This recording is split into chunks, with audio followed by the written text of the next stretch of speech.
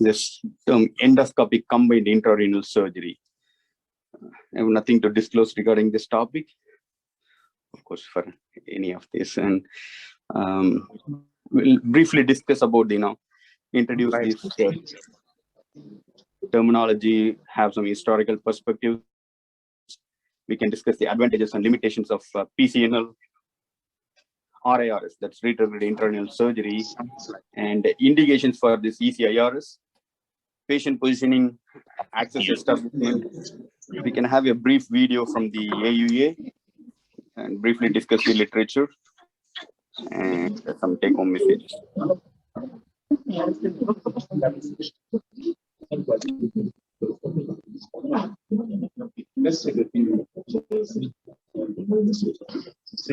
Background noise. Please everyone mute those who are not using the.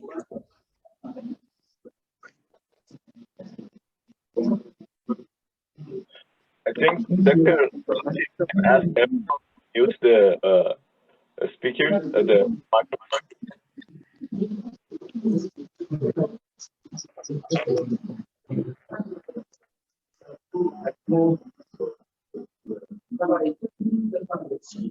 I see somebody else is unmuted, so.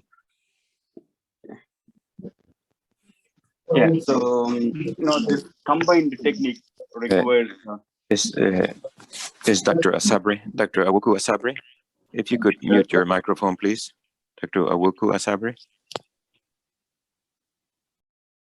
Thank you. So this, this combined approach requires both antegrade and retrograde. There are a lot of newer developments in the antegrade instrumentation also, particularly these hybrid energy sources that breaks the stone and sucks the stone out. They are kind of, more advantageous to the PCNL because they are more rigid instruments. Of course, the laser and the flexible optics made the flexible scope more robust. So these things led to the development of combined safer, effective procedure. Even though there's more than 25 years back, it was reported using flexible ureteroscopy to confirm our safe access while establishing the access with the flexible ureteroscope, first recorded or documented and reported by Grasso et al. In 1995. In 2003, the terminology was more familiarized with the first case series, about 60 patients. Followed in 2014, so the mini perk was well established and the flexible scope is also well established. Combining these two makes a very effective procedure. That was the first case series that has proven more safer and more effective than any individual PCNL and RIRS combined as ECIRS. So let's first see what are the advantages of PCNL and limitations. Then we can see why the combination makes sense. Because the combined terminology is basically it's combined PCNL, that's antegrade, and retrograde, that's ureteroscopy. Antegrade, it's we can make any size of dilatation and take care of larger stones. So it's very effective in large stone volume, and it's very, very common practice. Any practicing endourologist would be comfortable with the PCNL, this being in practice for more than 40 years. And there are some modifications to do this in supine position, made the advantage to the anesthesiologist too. Older days, morbidly obese patients had several limitations with the prone PCNL. Positioning, ventilation, anesthesia-related complications, musculoskeletal complications were much higher in these morbidly obese patients, but the supine PCNL made things better, favoring the PCNL in those patients. But it does have certain limitations. Gaining access is the main or limiting factor, or the main, the crux of the surgery. So appropriate access is the priority. That would be relatively challenging in PCNL. Sometimes we would need multiple tracks because they are all large, rigid instruments. Accessing different calyces through the large, rigid instruments is challenging, so we might need to establish more than one puncture to clear the stones. Sometimes when we break the stones, these fragments can move to ureter or different calyces. Then typically we would bring the flexible scope to look for these fragments through the same antegrade access, but it takes more time, more bleeding there, and it's another limitation if we are not able to locate or see the smaller fragments move to other calyces. Then, as I mentioned, the supine PCNL came into practice for, it's gaining popularity for at least for the past 10 years. We can briefly discuss the advantages and limitations of supine PCNL because the endoscopic combined intrarenal surgery more commonly performed in supine, similar to supine PCNL. It's practical. We can do it in prone position also, but it's it's not that common because it takes away some of the advantages. So prone PCNL, we see the larger kidney surface, so easy puncture and routine dilatation and shorter tracts. Kidney is more posterior in the retroperitoneum, so we can establish tracts which are relatively shorter in length when we go through prone, in contrast to the supine approach, where we need to go through the flank and relatively longer tracts.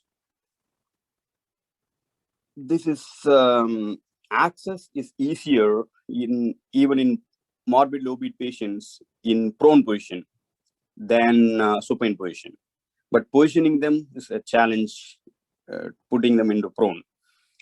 So in short, supine PCNL would be ideal for morbid low-beat patients, but access is still easier in prone position.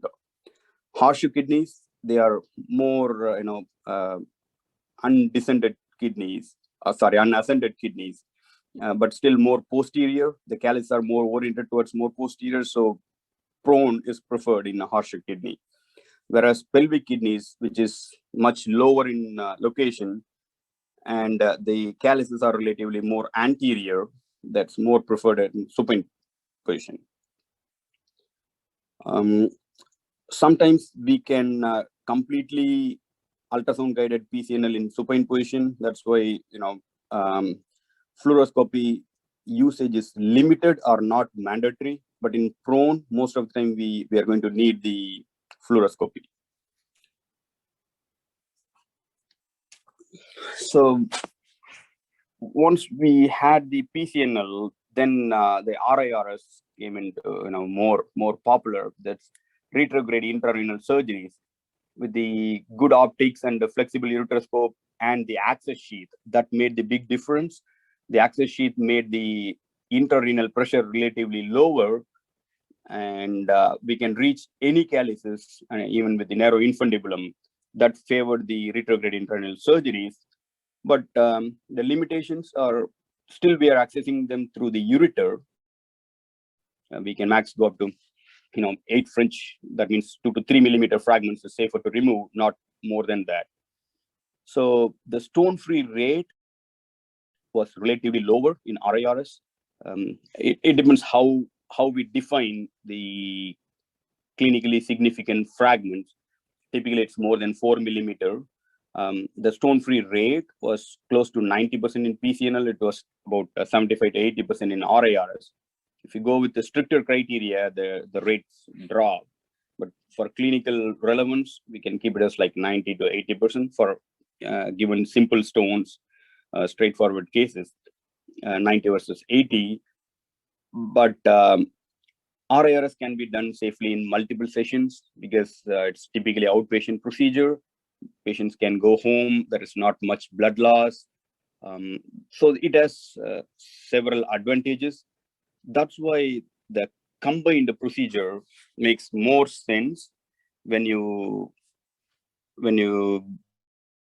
go for combining and taking advantage of both approach, antegrade and retrograde.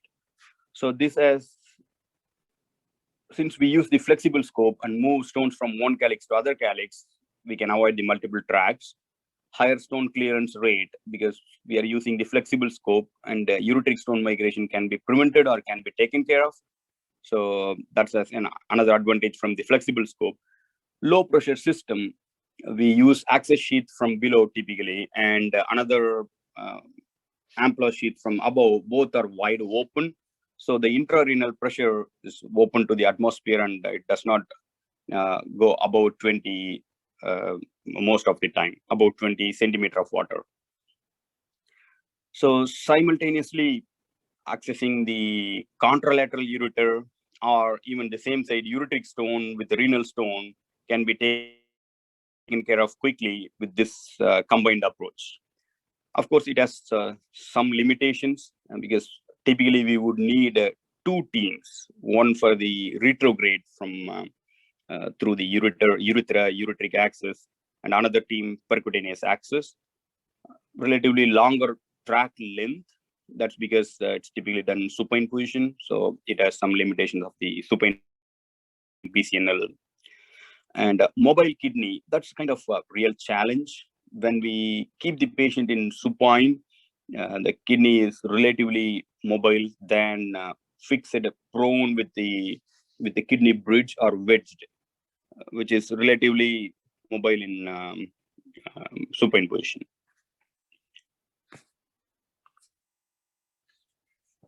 So typical OR setup for the right side kidney stone, we can see that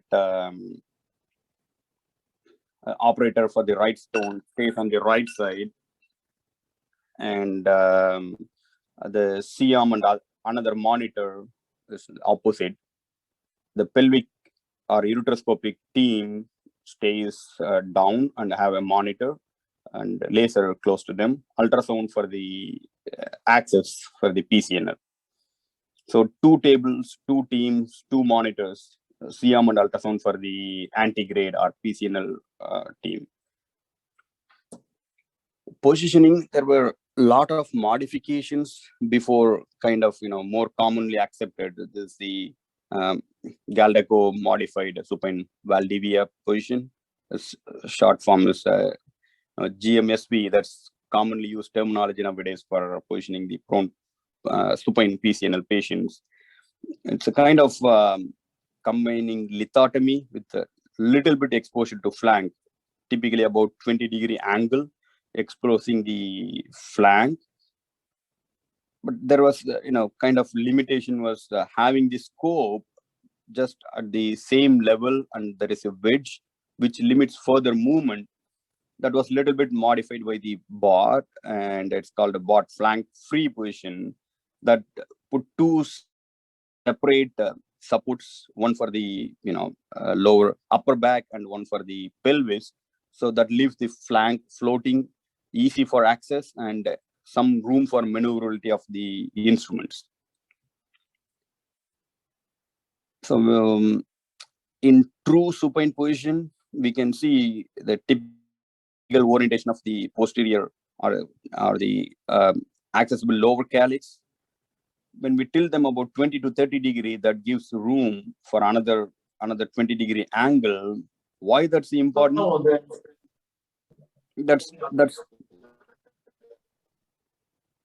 That's typically, will be going parallel to the table. That's a kind of typical axis. Needle position, of course, it varies patient to patient, but typically it will be parallel to access the kidney or slightly, downwards. And make sure the patient is moved to the edge of the table. We can see here, if the patient is centered, our instrument movements will be limited. So we'll bring the patient close to edge of the table, so that gives more room for movement of our scope. Landmarks. So any volunteers, what landmarks we typically use in supine PCNL? So posterior axillary line is an important line that we should probably try to go behind it. And of course, the not the tool-free, the costal margin and the pelvic ring. Perfect. Yeah. Yeah, that's exactly. We try to in a typical patient. Again, I'm using the typical patient because we would modify as needed. But the posterior axillary line is the very important landmark that ideally to be marked when the patient is in the supine position just after induction of anesthesia. So after repositioning, we can see the landmarks better. Any other volunteers? What we are looking at here in the CT images, which calyx we would access and why?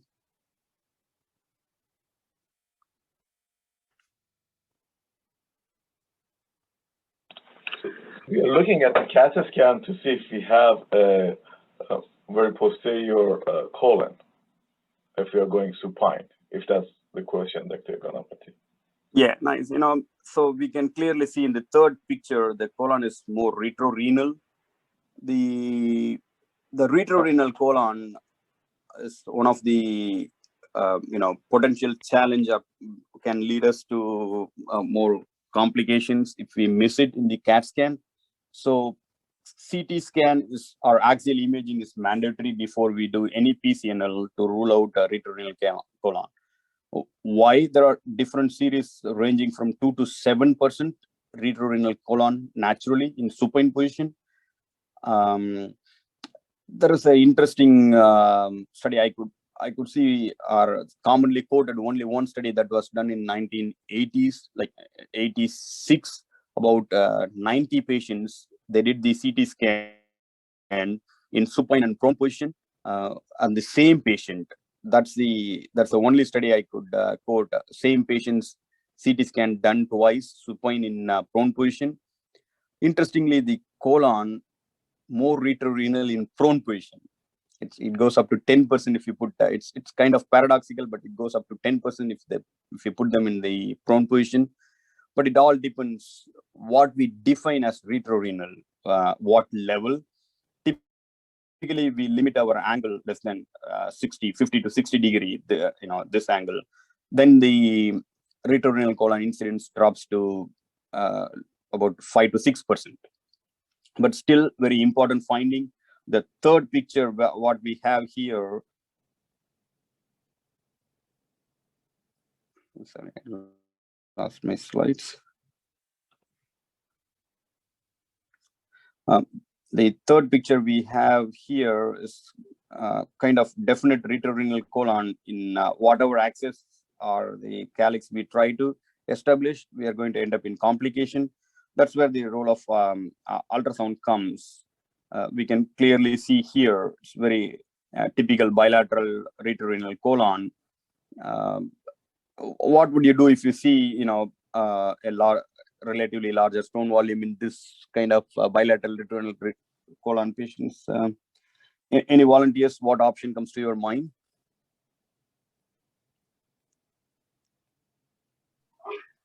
So we may be able to do RIRS and change the plan completely. Also, we have options of laparoscopic assisted percutaneous, nephrolithotomy, or sometimes getting the upper fold access, may bypass the colon part. Perfect. So I would go for multiple session RIRS than venturing out, risking the colon, because once we see this in the supine position and we put them in prone or flank position, also it may change or get worse. So more than fiddling around, if we can manage them with the retrograde access only, then we can go for that, or laparoscopic assisted. That's a nice nicer option. So ultrasound plays a major role when we are not sure about the position of the colon, to rule out any interposition between the kidney and the our access point. Also, we can use the Doppler to locate, relatively rule out major vessels, major calyceal branches, and we try the avascular plane that can be easily demarcated with the ultrasound and combined Doppler. Can play a short video. This depicts it's called endovision axis. It's kind of relatively new. We are all familiar with the fluoroscopy guided and ultrasound guided. Here we use the flexible ureteroscope to establish or confirm the desired axis in the desired calyx end-on, not going through any infundibulum. This video depicts already nephrostomy was in place. They are placing the guide wire. Then we can dilate under directly endovision. So endovision axis and dilatation has been shown clearly reduced incidence of bleeding, false passage, perforation. Because in typical PCNL, the challenges are sometimes over dilatation or under dilatation. Means we may stop short of accessing the calyx, or we may overshoot. Those things can be avoided if we are directly having vision in the system. But the question, Dr. Ganapathi, for this endovision access, it relies on being able to bypass the stone. Sometimes if the stone is really a stack on a stone that we cannot get to the calyx with the access, we can't do that. Is that correct? That's true. That's why there is no one size fits all, particularly in stone disease. We need to choose our own patients. We will be discussing further down the line who will be the ideal candidate for these combined procedures. So this endovision access. Yeah. Could I ask one other question? Can you place the access and then do this technique? Because placing the access is going to be more traumatic. It's going to be bloody or difficult to see. I mean, as that example that you just gave, that access was already in place, so it was, visualization was clear. But can you do place the access on the same day, then perform this? We have another video coming up. It's typically we establish our own access, and vision does not get that bad before dilatation or even after dilatation. When we carefully go through the end-on calyx, the bleeding is much lesser than blindly doing fluoroscopic or ultrasound guided puncture only. Particularly fluoroscopy guided punctures are more prone for different angles than ultrasound guided, but we can get the perfect angle with the endovision while establishing. I'll come to that video in a moment. With this endovision, we can establish or secure the tract with the one go. Securing the tract is having a wire through and through from percutaneous through the ureter, and having externally secured both ends through the urethra, through the percutaneous. So we can put a scope, coil the wire anywhere, and you can grab the wire with a grasper or using a basket and bring it down. That secures our access completely with a single puncture, because it's not uncommon to lose the tract even if we have a good puncture. Put the wire is not coiling there, or wire is not entering the ureter. Losing the tract is not uncommon. So this is one of the better way you can have direct vision and secure the access.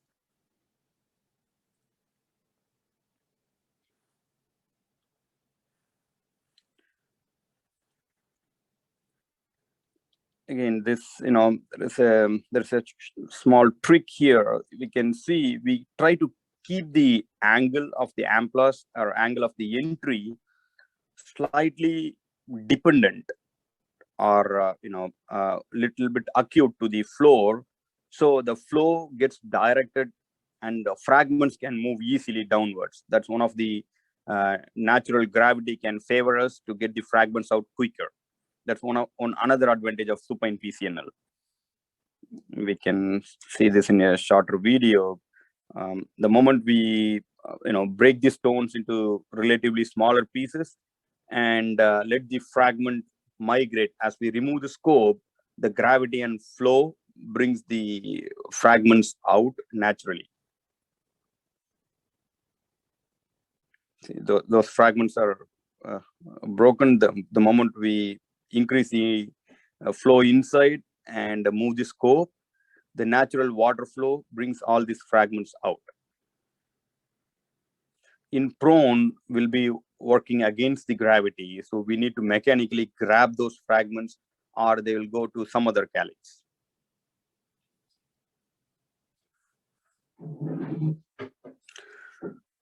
So here we can see, as we discussed before, we follow the landmarks. Posterior axillary line is marked, ribs and the iliac crest. We keep our axis always below the posterior axillary line. That's a key thing, because that's where we anticipate the colon and try to stay away from the bowel.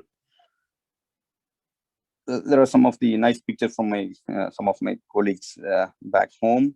Supine PCNL tract, we wanted to see, how lateral or how close we go to the colon. We see always it's more comfortable when we keep below that posterior axillary line. The tracts are rarely dangerous. We are not even going close to the colon, so it's much safer. You can see the angle. Even if we go parallel in selected patients, particularly in the lower pole, we stay away from the colon. The other technique commonly used in ECIRS is transport or pass the ball technique, where we have access in one calyx, clear the stone there. There are other stones in other calyces, break them and bring them to the, or feed them to the percutaneous axis, so we can bring out the larger fragments. One of the limitation with the ureteroscopy is we cannot bring out certain larger fragments, or we'll be risking the UPJ or the risk of avulsion, injury to the ureteric mucosa. Those things will be nicely addressed with the percutaneous, but we can access any calyx with the flexible scope and feed it and pass the ball. We can see here.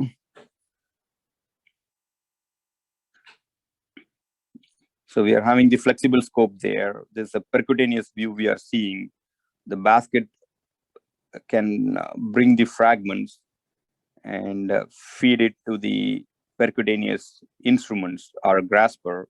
Even larger fragments we can handle through this.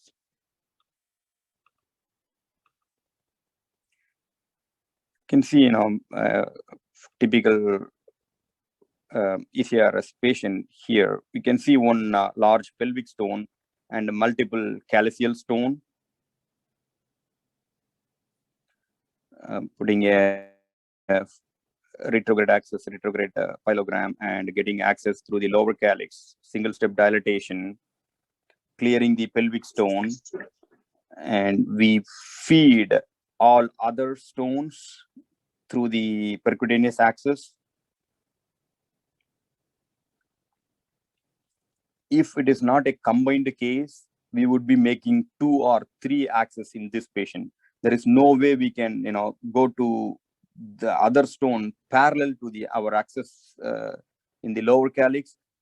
Taking care of them through the parallel axis, we need to make more angle, almost like 90-degree turning it.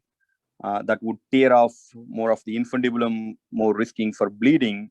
But in the combined approach, we can feed those stones to the percutaneous axis, and single session we can take care of them nicely, complete stone clearance.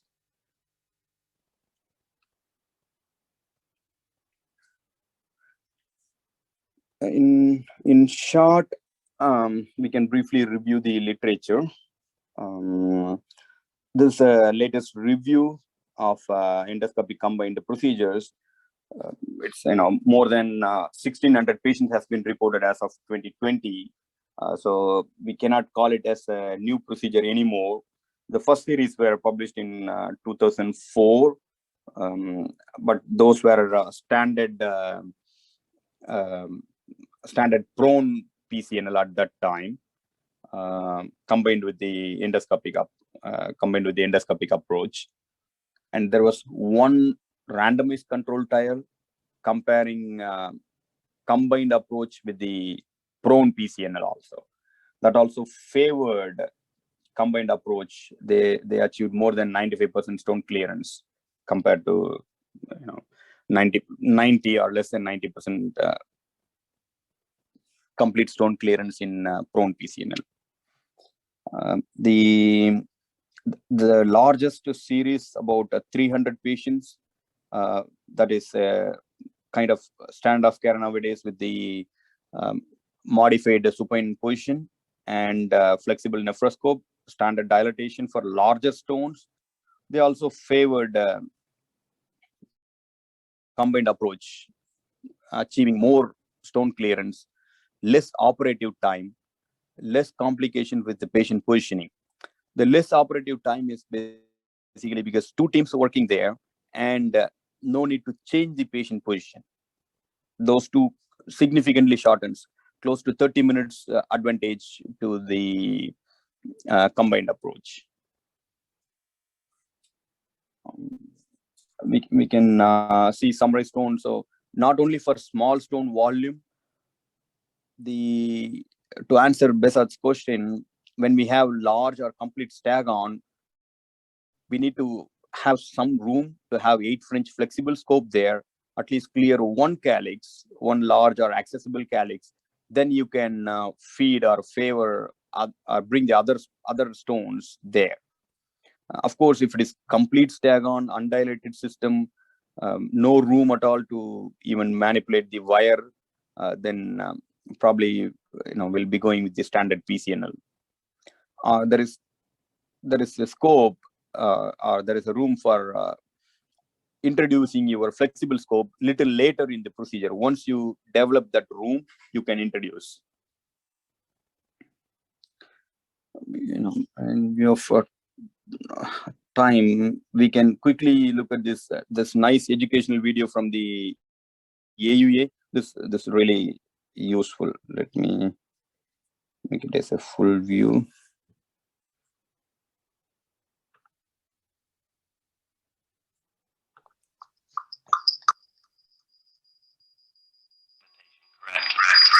Modified position we describe is the Galdacao modified supine Valdivia position by Dr. Ibaruzea. The anesthetized patient lays supine on the operating table, with the flank near the border on the side of surgery. Plum cake-shaped jelly pillows are put under the shoulder and the gluteum on the side of surgery, elevating the flank 20 to 30 degrees and leaving the lumbar region free for percutaneous access. Then the patient is put in the modified euthotomic position. The leg of the operated side is well extended and only slightly abducted.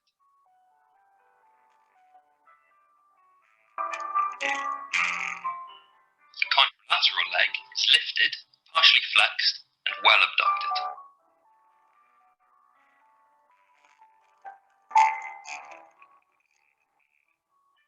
Leg stirrups should be adequately padded in order to avoid pressure damages to peripheral nerves. The arm of the operated side crosses the chest, lying over a cushion or a similarly soft material, and is fixed. The contralateral arm lies abducted on a padded support at less than 90 degrees for venous access. Reference lines are drawn on the skin of the patient, the posterior axillary line first, then the iliac crest and the 12th rib, outlining the area for safe percutaneous access. Antegrade and retrograde sterile draping is unique, with bags for retrieving irrigation fluids. The GMSV position presents many advantages: anesthesiological, urological, and intraoperative management of the patient. The operating room that hosts ECIRS in the Galdacao modified supine Valdivia position is very crowded and requires a thorough, standardized, and coordinated preparation. The operating table has to be radiolucent, mobile, and arrangeable with leg stirrups. Jelly pillows for the elevation of the flank and the protection of the limbs should be ready for use. The fluoroscopy screen is put on the operated side near the head of the patient. Lead aprons should be ready for use and enough for all the OR team. The ultrasound device is put in front of the fluoroscopy screen next to the antegrade surgeon. Lithotripsy devices should already be in the OR behind the antegrade surgeon, with the operation mode already checked. The video tower is opposite the antegrade surgeon on the other side of the patient, near the CR, fully checked in advance. Retrograde irrigation is put near the legs of the patient behind the video tower. Antegrade irrigation near the head, behind the CR. The anaesthetist's equipment is located behind the head of the patient. The antegrade and retrograde scrub nurse tables are ready behind the second surgeon and between the second and the first surgeon, respectively. OR organization differs according to right or left ECIRS. Both the ultrasound probe and the CR are put inside disposable sterile covers.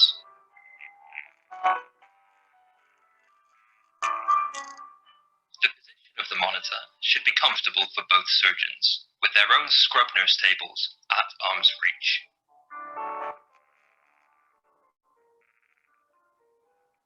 A well-organized OR for ECIRS needs good teamwork.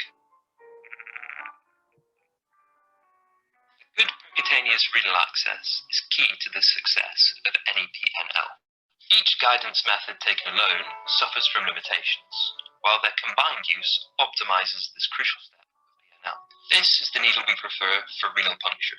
Preoperative diagnostic ultrasonography is performed for the identification of interposed organs and the definition of the needle inclination and depth, and in particular of the plane the needle should follow in order to reach the stone or the calyx from the skin.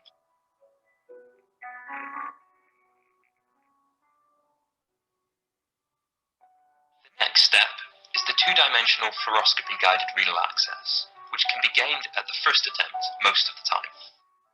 Retrograde flexible ureteroscopy, when possible, identifies the best calyx for renal access, usually an inferior-posterior one. The ureteroscope, checked by ultrasonography, waits for the needle to enter the tip of the selected papilla.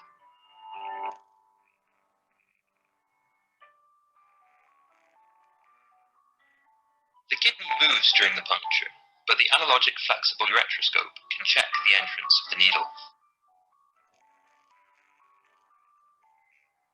When the needle is inside but not visible in the chosen calyx, the location of the puncture may be corrected until the needle appears in the right place. This is one of the major advantage with the combined approach. We can technically see where our needle is coming. We can reposition as needed.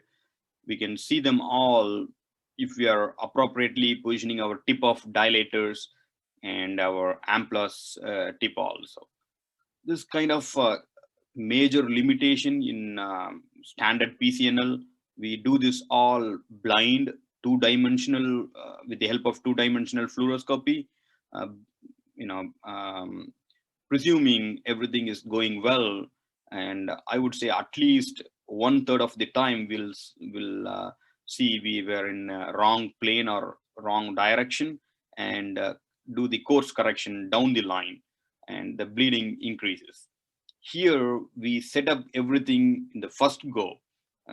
As Dr. Bandig was mentioning, when we have clear access going through the end-on calyx and dilating them to any size up to 30 French, the bleeding is minimal.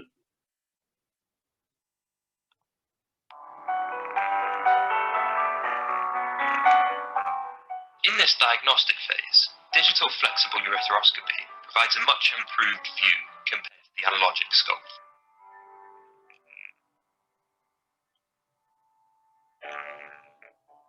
In this micro ECIRS case, the needle enters the right calyx but goes under the mucosa. Endoscopy allows to correct this and other problems, preventing complications.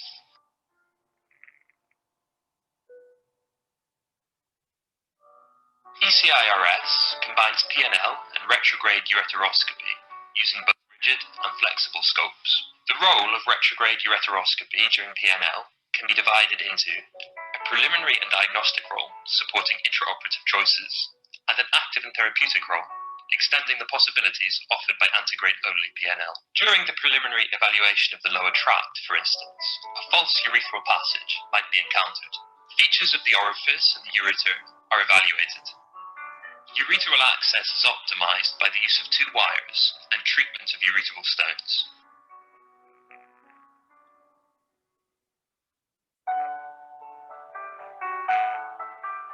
A calcified stent in the bladder may be managed while starting standard antegrade PNL. Information from the preoperative CT scan may be verified, and the therapeutic strategy tailored to the real-time clinical situation. Now it said no endoscopic combined approach in case of submucosal. That's because, you know, if we go and scrape or remove the submucosal stones, there will be more increased bleeding, your vision, or you lose the advantage of flexible scope. And that's why it's kind of relative contraindication to go for submucosal stones. Endovision puncture kebab guide wire insertion. And trap dilation with fascial dilators, a balloon dilator, and Amplatz sheath application may be followed endoscopically, step by step.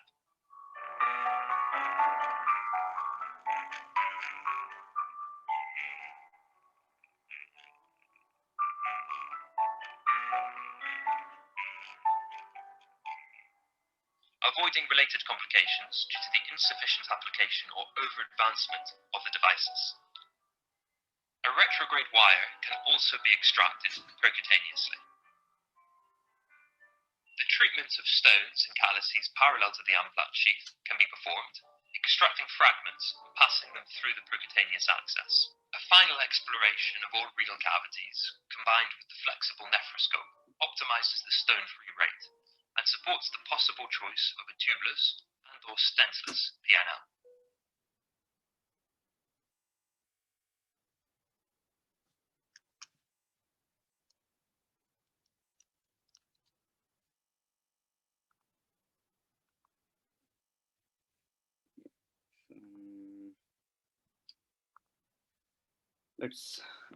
Now it's open for discussion.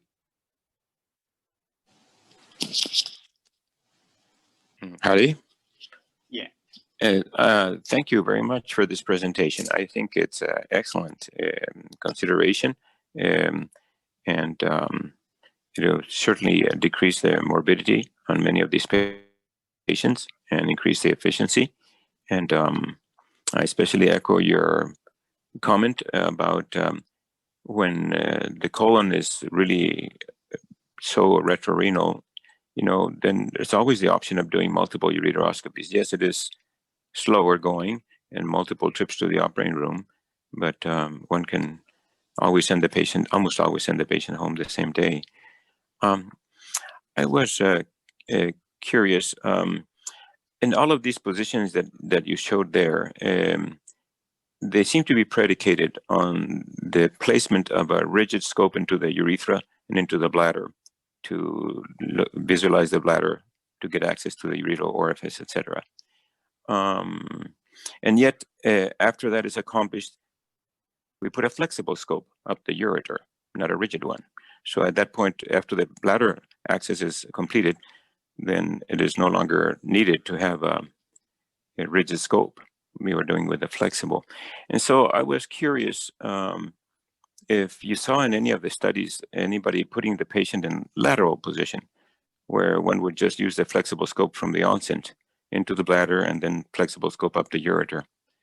I just have not seen too much literature with the patient on the fully lateral position.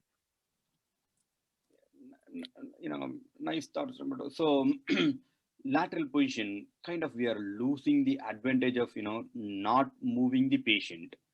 Again, definitely better than prone, but not equivalent to supine. That's the one of the reason patient is morbidly obese, securing them in the lateral position takes time. One, we are losing the OR advantage, and the musculoskeletal complication, position-related complications remain almost same. Maybe slightly better ventilation for the anesthesia, and we surgeons are less oriented to, with the lateral position operating, because it's new from retrograde, which is, kind of everyday practice. We do retrograde in a supine position. We are well oriented. The team is well oriented. Instrumentation, everything goes smooth. Same with the antegrade access. PCNL, we are more oriented to the natural lie, and we lose the advantage of gravity drainage of the stone gravels in the supine position. So kind of we are losing some of the major advantages of the combined approach. That's why it's not, it has been tested. There are a couple of series reporting modified lateral positions, but they are not in common practice because of these few limitations. Mm-hmm. I think certainly gravity is so important in terms of removing fragments, and not having to do so much basketing and just rinsing out the fragments. And for the bigger port, which is the percutaneous, of course, the more supine you are, the easier the drainage. For the gravel that would go down the ureteroscope, especially if you have a sheath, then the opposite is true, is that the more lateral the patient is, and especially with a little bit forward tilt, then the more vertical the axis of the renal pelvis and calyces would be.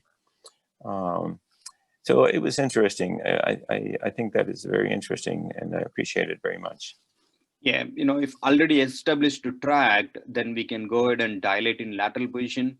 But establishing a new tract, kind of we are not that oriented with the fluoroscopy also. So it's more like not common practice, but practically doable with some limitations. So that's why it's not picked up much. The supine PCNL made this combined approach more practical. That's why kind of there is more swing towards combined approach, because the stone clearance rate is much higher. We do have certain major advantages. It's much quicker, low blood loss, and good stone clearance. Then why not combined approach? So let's summarize. Any volunteers to say who will be the ideal patient for the combined approach?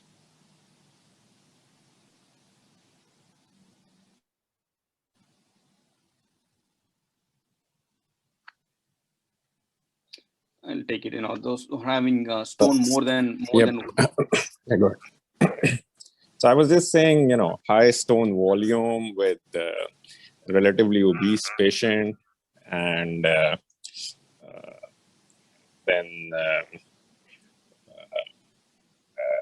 we have the CT, and it should not be a retrorenal colon. So that would be the main thing that would favor doing ECIRS in a patient. Yeah, I agreed, Omar. This is probably this would be the ideal patient having large stone volume in multiple calyces, who would typically need multiple tracts through PCNL or standard PCNL, and relatively morbidly obese patient where positioning and anesthesia complications are more in prone. So yeah, I completely agree. Well summarized. So what are the advantages, or major advantages with the combined approach? Anyone else?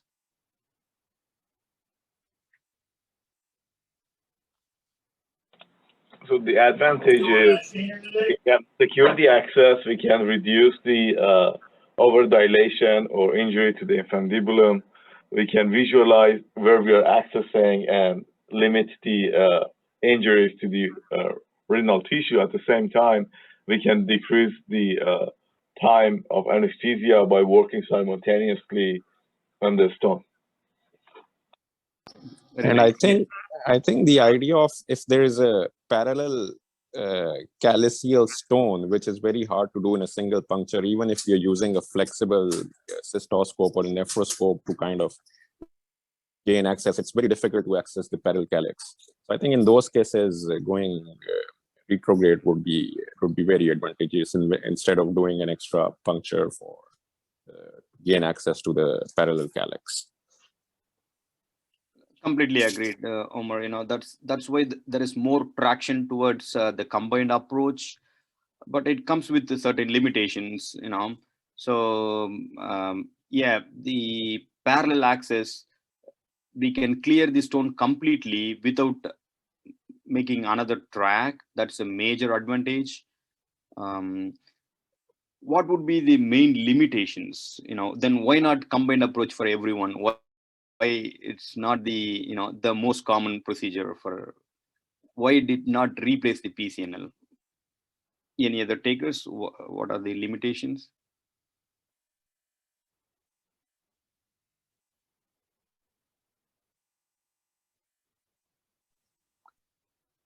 Luckily, we are in the training program. We always have two surgeons in the room.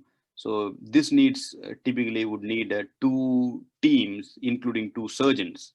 That's kind of not common in a private practice. So we can say there is major advantages to the academic institutes. We can have two surgeons. We can have two teams, can manage simultaneously. That's one of the major limitation for the combined approach. And other thing is it's if it is an obstructing stone, as Besad mentioned, it's completely obstructing stone. We cannot go easily or completely combined approach. It's kind of a sandwich. At some point we'll make it as a combined approach, but not to start with. So we are losing the advantage of establishing the access, seeing them. If it is completely obstructing or very large stone volume in the renal pelvis or the desired calyx. But the team seems to be major limitation in private practice.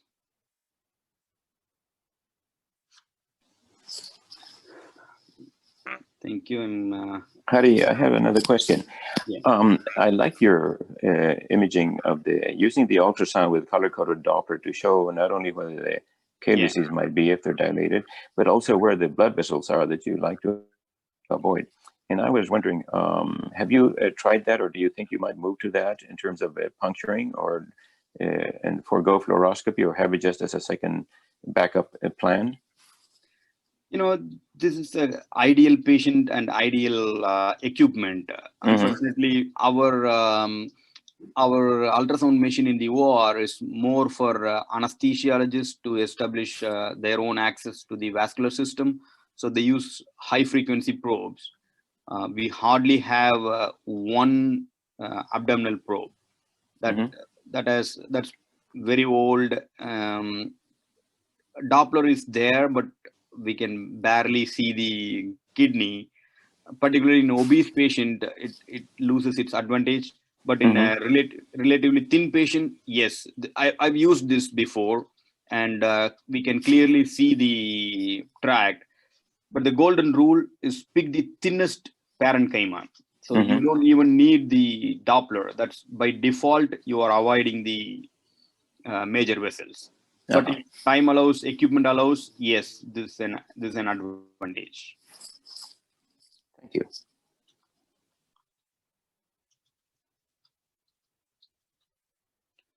Any questions, comments? Nice presentation, Dr. Hari. Good morning to all. Morning. Hi, Jatinder. Jatinder. Sneaking in.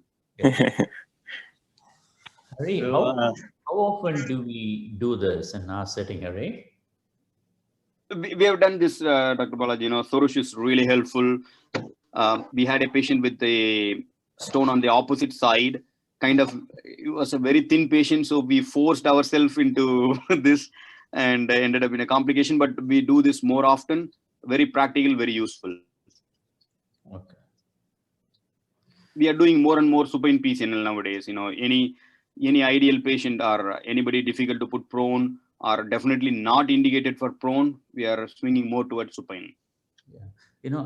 As a broader concept, Hari, we are moving away from putting patients in more difficult positions, like for kidneys, for example. We are moving away from full flank to just putting them at 45 degrees. It's easier to position related complications go or reduce.